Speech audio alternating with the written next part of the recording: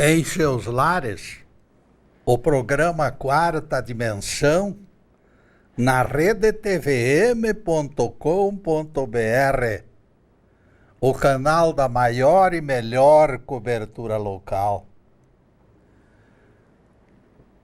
Cumpre-nos proporcionar aos nossos filhos instrução compatível com a capacidade deles.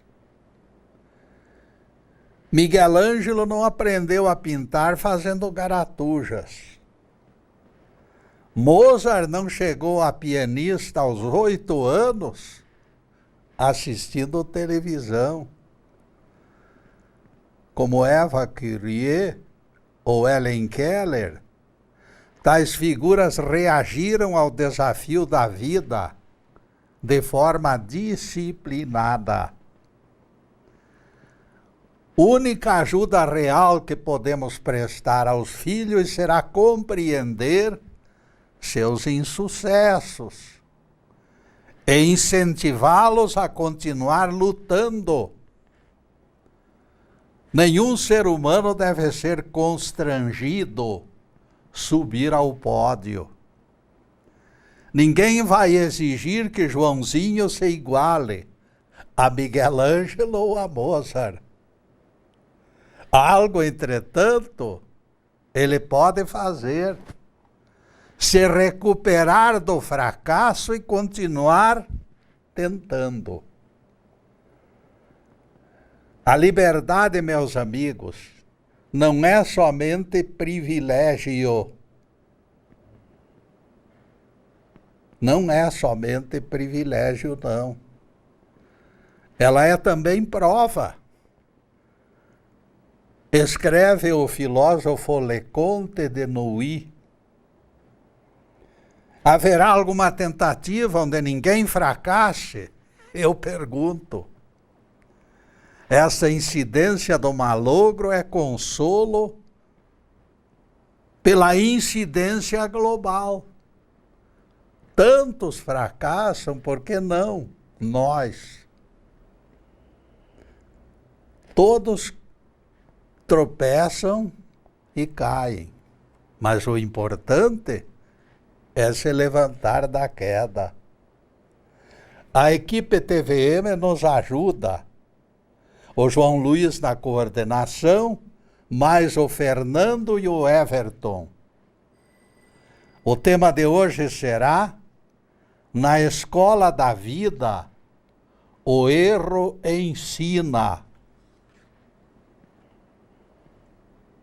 Existem figurinhas desembaraçadas, campeãs de torneios de perguntas e respostas.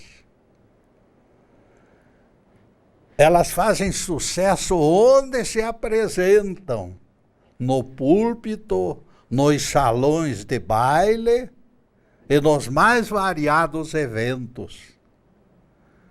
Essas criaturinhas decoram tudo. Tem sempre algo redondinho para contrapor aos argumentos alheios. Basta que enxerguem trecho da Bíblia e logo definem capítulo e versículo. Para se tornar esgrimista neste grupo heterogêneo, o candidato vai se tornando especialista na busca de coisas e fatos do passado. O presente e o futuro não lhes interessam, porque ainda não foram classificados. E eles não apreciam aspectos ainda não catalogados. Se Colombo fizesse parte destas congregações, ele não teria descoberto a América. Desfechos imprevisíveis não conduzem ou não condizem com as suas expectativas. Felizmente, ao contrário deles, Colombo era um desbravador. A insegurança de viajar por mares desconhecidos teria feito Colombo recuar assustado, imerso numa violenta crise de pânico. Felizmente, Colombo, ao contrário destas criaturinhas superficiais, era um desbravador. E como desbravador, ele descobriu a América. Desculpem a qualificação estranha, mas me ocorreu que estes decorebas não passam de engenheiros de obras feitas. Eternas caronas, eles se locomovem sem pagar o preço da passagem, pendurado em ônibus e trens. Concluídas as edificações, eles vão lá rubricar o projeto ao lado do engenheiro. Galochas alheias protegem seus calçados. Estes decorebas campeões de memória são incapazes de emitir pensamentos independentes. Eles só elaboram raciocínios prontos e comprovados. O que a teologia disse sobre isto ou sobre aquilo? O que Tomás de Aquino deixou petrificado nos seus livros? Eis o catecismo infalível para impertigados campeões de memória. Até as vírgulas precisam ser mantidas na opinião deles. Voltaire era incapaz de guardar o nome do prefeito da cidade. O grande filósofo Thomas Jefferson fazia questão de só recolher os dados comprovadamente úteis. Albert Einstein, que invariavelmente perdia os óculos, e custava achá-los, gostava de tocar violino. Nas horas vagas ele estava lá com o violino. Percebendo-lhe a inclinação musical, um destes decorebas lhe perguntou: onde nasceu Vivaldi?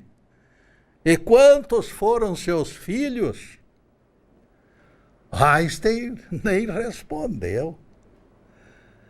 Adentrou a sala contígua, sacou do violino e perguntou ao hóspede curioso: qual a música de Vivaldi que você deseja que eu interprete?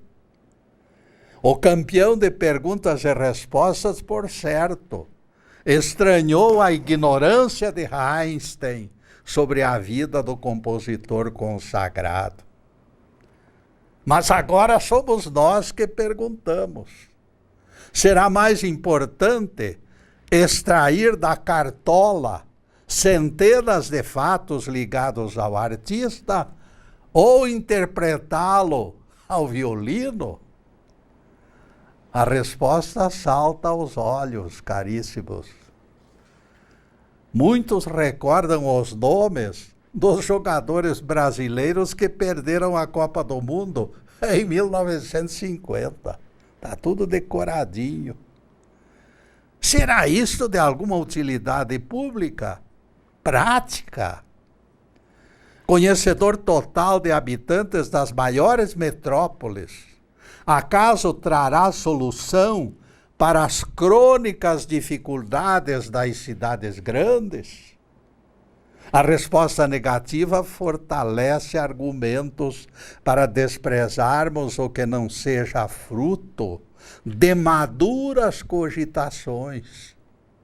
Exibições de habilidades podem divertir, mas não tem serventia. Está na hora de criarmos fórmulas maduras que permitam retorno de utilidade prática. O ser humano não deve continuar refém de letras mortas. Repetir como faz o papagaio não é próprio de criaturas que Deus criou para administradores do mundo. O Crispim demorou em silêncio, meus amigos, mas finalmente apareceu para registrar contrariedade. Getúlio, eu desprezo suas ideias novas e afirmo que nem sempre elas têm produzido resultados benéficos.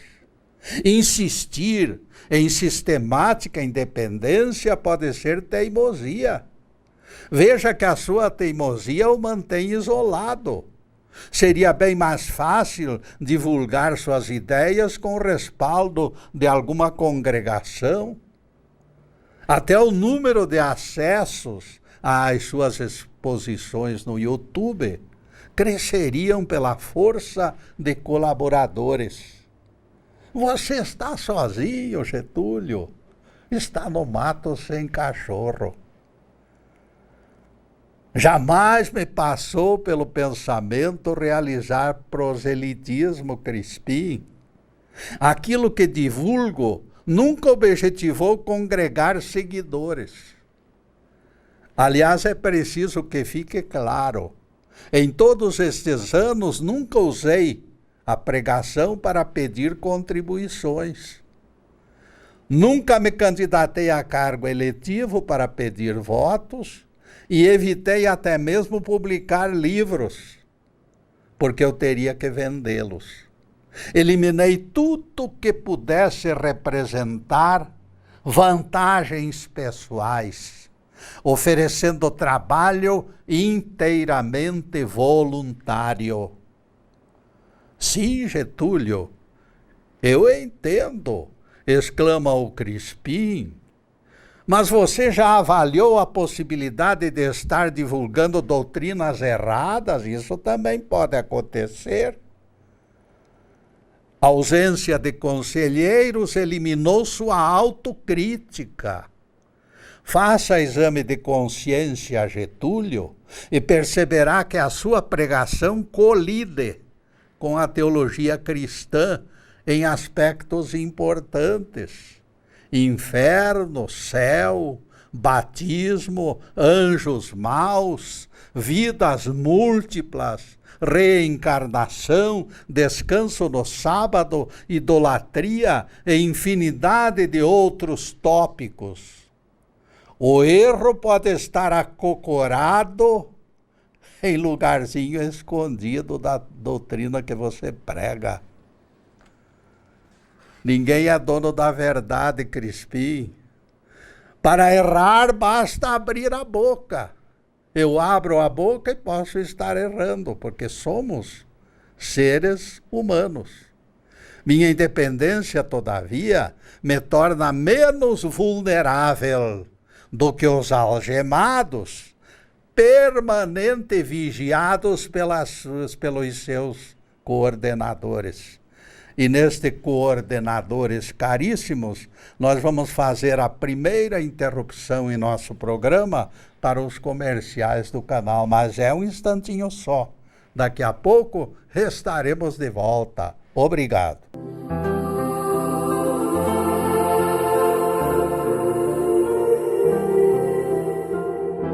E já estamos no segundo bloco do programa Quarta Dimensão. E por gentileza do João Luiz, agora do Zube também, que está presente, o nosso site está na telinha.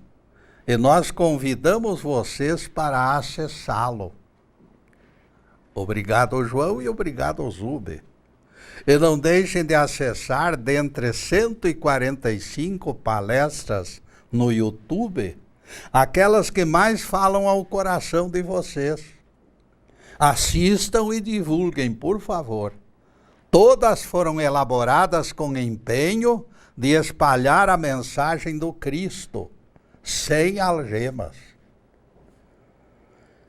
Nós dependemos do apoio moral de vocês, pois contamos em termos de estrutura tão somente com a ajuda dos funcionários da TVM. Apesar de aposentado, o nosso amigo Zube continua encaminhando nossas palestras para o YouTube. Obrigado. E voltaremos ao tema. Na escola da vida, o erro ensina. Aquilo que defendemos com convicção não nos pesa, resmunga o Crispim. Parabéns pela firmeza, Crispim. Mas eu reafirmo o que já disse. Sem algemas é mais fácil discernir as lições do Espírito Santo.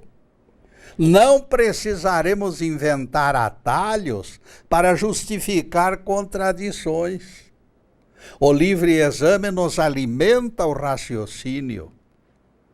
Definitivamente, Getúlio, bradou Crispim irritado. Você poderá induzir pessoas ao erro com esta cantilena de não algemas, e o seu erro causará estragos.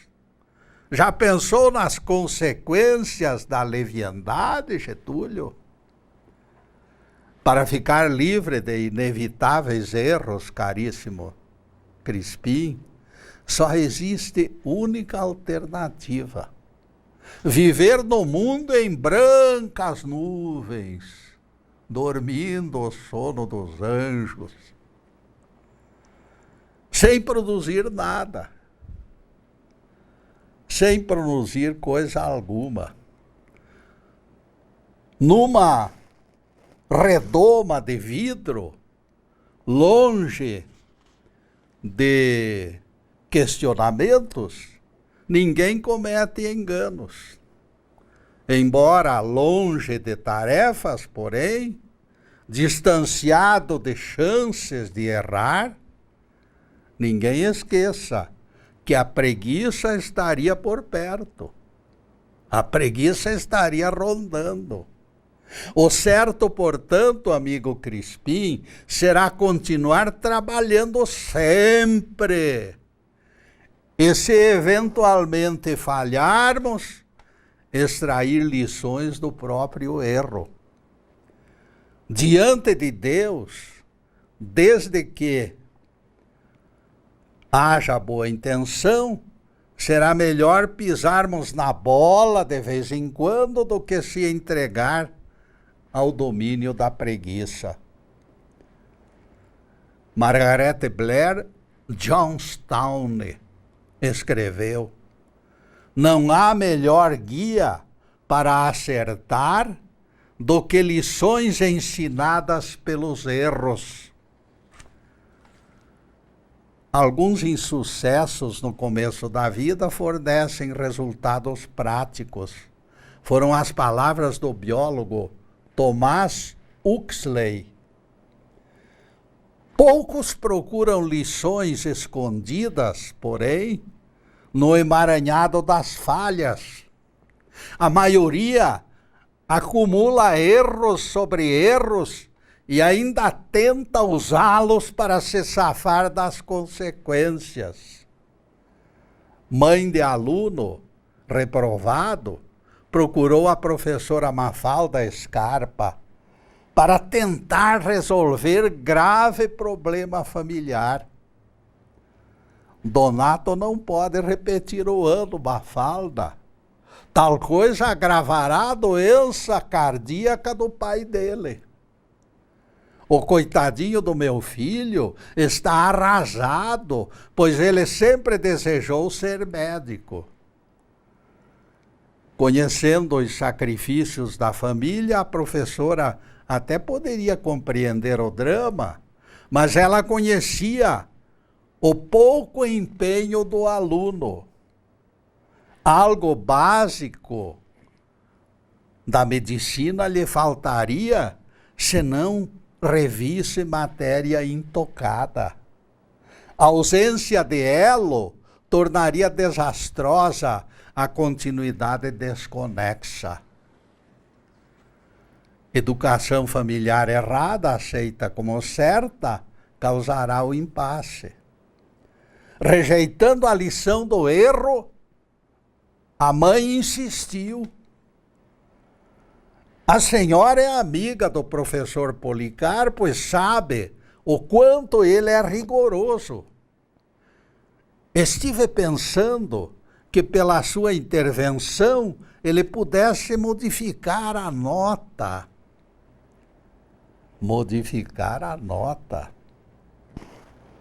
Foi pedido da mãe, como se tal coisa resolvesse falta de vontade. Argumento algum, porém, demovia a insistência da mulher. Resolvera que o filho passasse de ano e não desistiu. Ela não queria entender que muitas pessoas estão sujeitas ao insucesso e o filho dela não era exceção. Se repetisse as lições, teria a chance de reciclar a matéria e possivelmente aprender as lições dos erros. De qualquer maneira, sairia fortalecido como ser humano. Estava em jogo não aquele fato episódico, mas o êxito como profissional médico no futuro. Se fosse protegido e promovido sem méritos, engrossaria a fila daquilo que a filosofia, que a psicologia chama profissionais desajustados. O Dr. Robert McMurray efetuou pesquisa com 220 indivíduos de inteligência acima da média, aparentemente bem preparados. No entanto, eles não desempenhavam satisfatoriamente as suas funções e se portavam mal nos relacionamentos. Eles foram classificados na pesquisa como semi-fracassados. Depois de investigação, a causa apareceu. Eles não haviam criado estrutura emocional para suportar insucessos. Na infância, foram resguardados por pais indulgentes que apagavam indícios de seus erros para evitar que se aborrecessem. Quando reprovados pela impossibilidade de esconder as falhas, os pais imediatamente culpavam quem? Os professores. Os professores eram os culpados. Eles não consideravam admissível que o filhinho deles falhasse.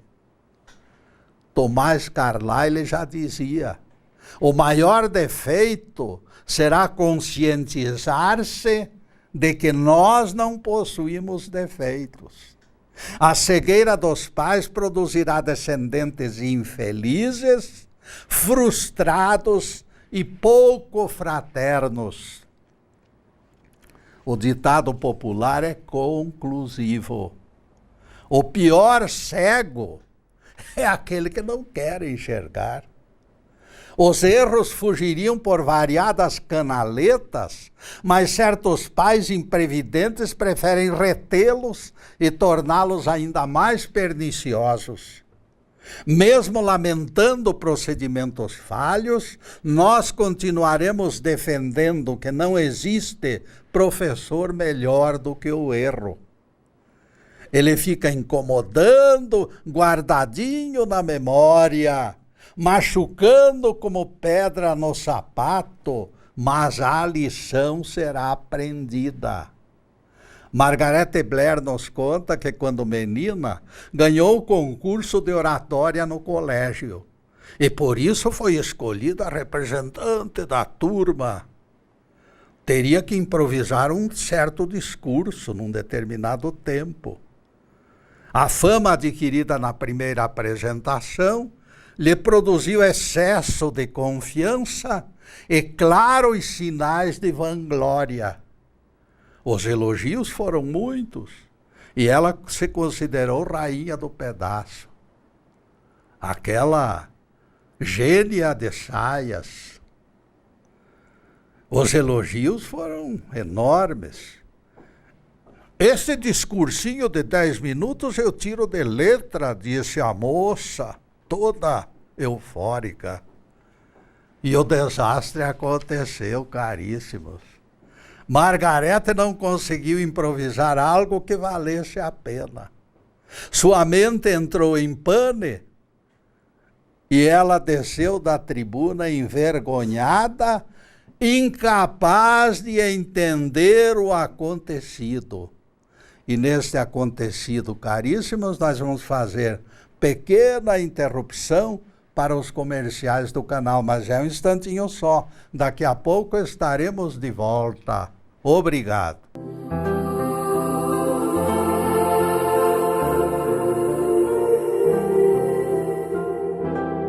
Estamos retornando com o programa Quarta Dimensão, terceiro bloco. Diz o primeiro livro de Samuel: Davi feria aquela terra, não deixando vivo nem homem nem mulher, e tomava posse de ovelhas, bois e jumentos. 1 Samuel 27, versículo 9. Nada escapava aos olhos cobiçosos do rei Davi, de espada afiada, cortando todo mundo. A cena se tornou de tal forma estarrecedora que alguém assustado comentou o exagero. E o rei Davi, com surpreendente cinismo, respondeu: é para que não nos denunciem. Da mesma forma que destruíra Urias para roubar-lhe a mulher, sem testemunhas, Davi invadia povos desprotegidos e queimava arquivos, matando todo mundo. Quando moço, Deus depositou enorme confiança e esperança no rapaz, deixando escapar até que Davi era alguém segundo o seu coração. Ninguém esqueça, meus amigos, que Judas foi apóstolo e Sansão nasceu missionário. Elogios a assassinos e perversos que aparecem na Bíblia têm feito crescer a violência dos nossos dias. E depois deste pinguinho de doutrina, a continuação do tema de hoje. Na escola da vida, o erro ensina. Voltando à história daquela moça, nada conseguia ela. Deu branco definitivo e sem apelação na hora do discurso. Exagerada confiança desligou a memória de Margarete e o susto afugentou seus argumentos. O lado positivo foi o aproveitamento da lição. Ela fez questão de arrancar proveito do erro. Todas as vezes que dali para diante ela enfrentou o público, nunca mais esqueceu o preparo da peça oratória. Aliás, depois do fiasco, a sua professora lhe disse: não deixe de participar dos debates da universidade, você tem jeito. Depois de todo o vexame, estou desencorajada, ela respondeu, ainda desalentada pela repercussão do evento. Fracassei ao vivo e a cores, professora. Não há fracasso eterno, Margarete, retrucou a mestra. O insucesso se torna até mesmo benéfico para quem aproveita o erro como lição. O insucesso da jovem, ainda inexperiente, mostrou que não se deve largar as rédeas da carruagem. O Crispim, depois de enorme espaço de tempo calado, só escutando e observando, de repente saiu da toca de novo. Acredito ter ficado claro, Crispim, que o certo é continuar em atividade, mesmo arriscando, por ignorância, divulgar lições incorretas. Deus reconhecerá a atenuante da ausência de má-fé. O meu interlocutor não fez reparos ali de imediato e em silêncio permaneceu refletindo durante longo tempo. Depois ele me disse: Getúlio, Eu acho que o texto bíblico é bússola segura para nos orientar nesses caminhos escarpados. Eu não concordo com sua teoria de que Deus aceitará atenuantes para desvios doutrinários heréticos, Getúlio. Quem se desviar da interpretação consagrada será vítima de todas as pragas possíveis e imagináveis. Veja que o maior pecado imperdoável se configura pela rebeldia contra o Espírito Santo. É esse o caso, Getúlio. Se você desvia da religião pessoas predestinadas a salvar-se, terá que ser punido por isso. Deus será implacável na defesa dos simples. O meu crítico me encarava desarticulado da menor complacência. E eu lhe disse: você está tentando simplificar, Crispim, o que não admite simplificações. E eu lhe farei pergunta que comprovará falhas em suas recomendações. Já, já. Medite sobre este trecho bíblico, amigo Crispim, e depois o classifique, se ele está errado ou certo. Este versículo se encontra no livro Números. Jeová ordenou a Moisés: fabrica a serpente abrasadora, ergue-a numa haste, e todo aquele mordido por cobra erguerá os olhos para o artefato e será curado. Números 21, versículo 8. Espero sua resposta, Crispim. Perceba que o mesmo Jeová que proibiu esculturas no Decálogo ordenou que Moisés fabricasse imagens. Só pode estar certo, Getúlio, como matéria bíblica, e sendo Jeová quem deu a ordem, ninguém pode contestar. Tem outro pormenor, Crispim. O artefato proporcionava cura, e a boa doutrina recomenda louvores a quem nos beneficia. A cobra de bronze, então, se tornou ídolo. Tá certo? Não está. Isto nos força a acreditar que as pessoas terminaram adorando dita imagem de bronze. Crispim, meio a contragosto, finalmente foi calando o seu dinamismo e seu entusiasmo. Se a Bíblia registra, se Jeová deu a ordem, e se aquilo proporcionou cura para tanta gente, não podemos negar que foi medida acertada.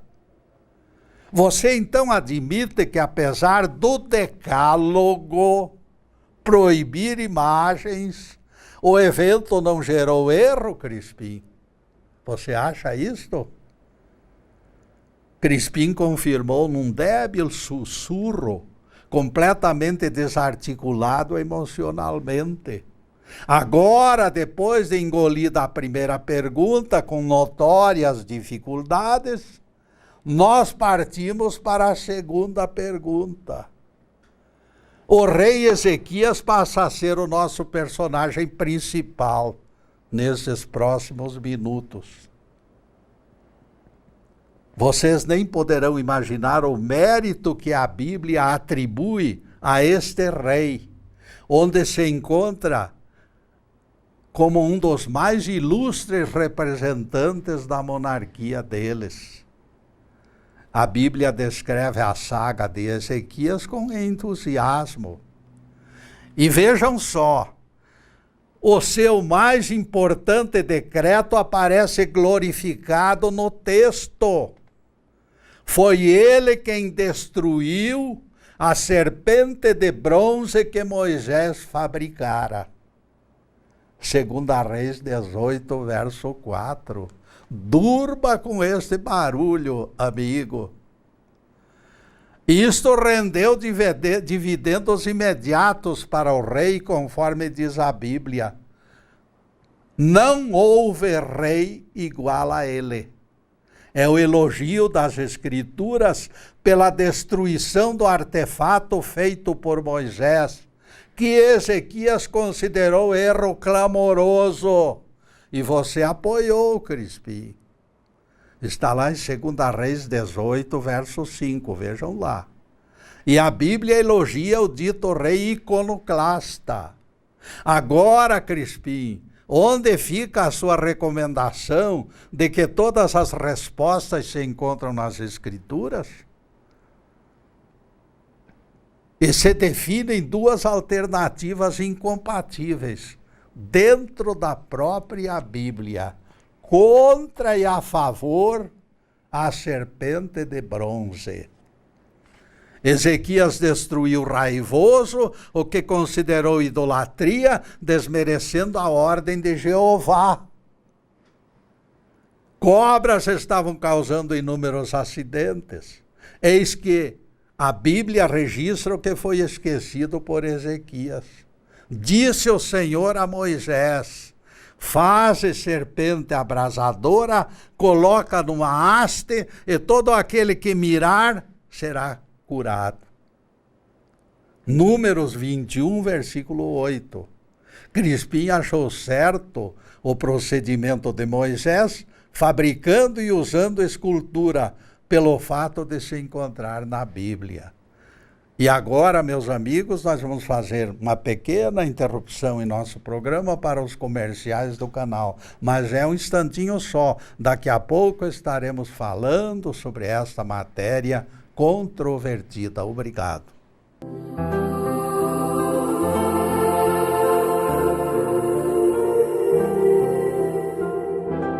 E já estamos no último bloco do programa Quarta Dimensão. E lembramos as tardes de sextas-feiras, quando comparecemos aqui para a divulgação da Bíblia e do Evangelho. Na próxima sexta-feira, às 16 horas, voltaremos com outro assunto de incentivo ao progresso espiritual. Agora, os últimos questionamentos sobre o tema de hoje. Na escola da vida, o erro ensina. Nós questionamos a opinião do Crispim, exibindo violenta destruição da serpente. Destruição da serpente, que também está na Bíblia. Se a Bíblia ensina, eu pergunto, Crispim, onde está o erro? E onde se encontra o certo nesses textos contraditórios? As duas versões foram consagradas. Qual delas você acha errada, já que você se considera paladino, zelador contra distorções e erros? Jeová ordenou o uso do artefato contrária aos 10 mandamentos, que o mesmo dedo de Deus colocou no decálogo. Jesus colocou ainda mais lenha na fogueira.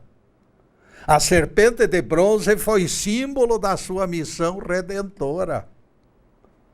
Moisés levantou a serpente no deserto, aquele texto famoso que todo mundo conhece. Percebam que Jesus não falou de idolatria ao moço rico. E tal omissão é bastante reveladora. Ele falou de tudo menos de idolatria, ele não falou de imagens. Eu centralizo a adoração ao Cristo e Deus, mas não censuro objetos de culto para quem necessita de tais reforços. A lição que o Rabi Galileu proporcionou, trazendo de volta os cacos da serpente de bronze, atesta a liberalidade de Jesus nestes novos tempos de cristianismo que não admite estas potocas todas. Não é sensato embalar preceitos inválidos depois que Jesus ordenou ao paralítico que carregasse a cama em dia de sábado sem nenhuma necessidade. Fica no ar a interrogação que não se cala. Quem está certo? O livro Êxodo, escrito pelos antigos, para os antigos, ou o nosso Mestre Jesus, inovidável Rabi Galileu? De minha parte, eu não vacilo. Jesus lhe disse: levanta-te, toma a tua cama e anda. E era dia de sábado. Eu lanço fora todos os argumentos contrários, sempre contraditórios, e fecho questão com o nosso Rabi. O decálogo obrigatoriamente perdeu validade lá no primeiro século. Neste novo ciclo, ele se tornou fonte de referência histórica e pouca coisa mais.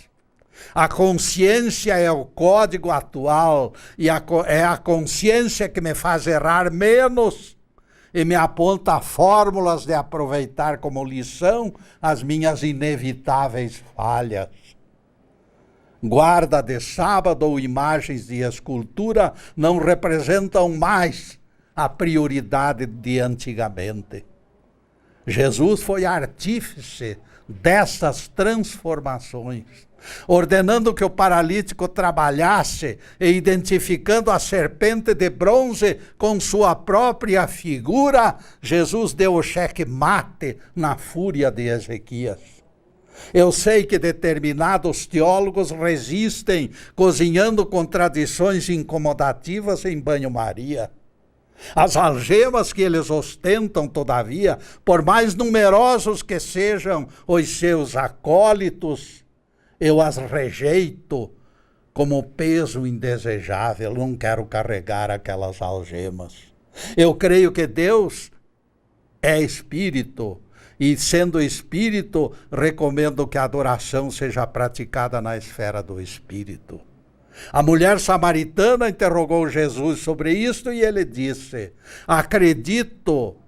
acredita-me, Senhora, chegará tempo em que nem neste monte, nem no templo de Jerusalém adorareis ao Pai. Chegará a hora, e já é chegada, em que os verdadeiros adoradores adorarão ao Pai em espírito e verdade. João 4, versículos 23 e 24. Clareza maior é impossível. Outra vez o Nazareno apontou algo pertinente, clareando a mente e o coração dos simples. A figura de Deus, trazida por Jesus, eliminou tentativas erradas de imaginá-lo em corpo de homem. Em espírito, sim, somos parecidos com o Pai, e a idolatria se desfez por falta de imagem a ser desenhada. Jesus nos advertiu, porém, que a carne é fraca, e aqui se explicam as contradições. Nossa natureza é divina quando encarada pelos lados do espírito. Nossa natureza é humana quando erradamente tentamos viver a independência da matéria. Liberdade só alcançará plenitude após o conhecimento da verdade, como disse Jesus: conhecereis a verdade e a verdade vos libertará. Isto, entretanto, é matéria futura, terá que ser construída pela experiência nossa de cada dia. Quando a fornalha de aquecimento da casa de Margarete passou a utilizar petróleo em vez de carvão, a família comprou novo incinerador de lixo. Ela escutou o pai recomendar ao filho: este incinerador deve receber toda a carga para somente depois riscar o fósforo, não esqueça. Dias depois o rapaz apareceu desenchabido, depois de ter incinerado o lixo. Aprendi a lição, disse ele com o rosto todo queimado. O rapaz esqueceu recomendações do pai e foi impactado imediatamente pela indisciplina. Os mais velhos possuem a sabedoria da experiência e devem ser obedecidos. A mãe lhe perguntou: queimou-se muito, filho? Ele respondeu: não, mamãe, apenas o suficiente para jamais repetir o erro. Foi assim que o rapaz completou importante fase de pesquisas. Descobriu que toda a instrução possível, juntamente com toda a sabedoria da experiência, vale quase nada se nós não a pusermos em prática. A missão do educador, escreveu Charles Kettering, é ensinar as pessoas a errarem com inteligência. Ao sair da escola, o jovem recebe aquele diploma apreensivo. Terei sucesso? Ele pergunta. Para alguns é tão grande o medo de fracassar que eles passam algum tempo sem fazer nada. Mais de 900 vezes, Edison fracassou na busca de material para o filamento da sua lâmpada. No entanto, persistiu na luta e a sua busca foi recompensada. A lição mais importante que o insucesso nos ensina é a existência de algo no espírito humano que se fortalece pelo fracasso. Louvado seja Deus. Que o Senhor nos abençoe e nos guarde, que o Senhor faça resplandecer o seu rosto sobre nós e tenha misericórdia de nós. Que o Senhor sobre nós levante o seu rosto e nos dê a paz. Louvado seja o nosso querido Deus Pai, louvado seja o santo nome de Jesus, o nosso Cristo. Obrigado, Deus. Obrigado, Jesus. E obrigado a vocês também por esta presença maravilhosa. Muito obrigado. E que as bênçãos divinas se derramem sobre todos com intensidade, paz, harmonia, tranquilidade, saúde, prosperidade, tudo de bom, mas acima de tudo, meus amigos, amor no coração. Muito obrigado e boa noite.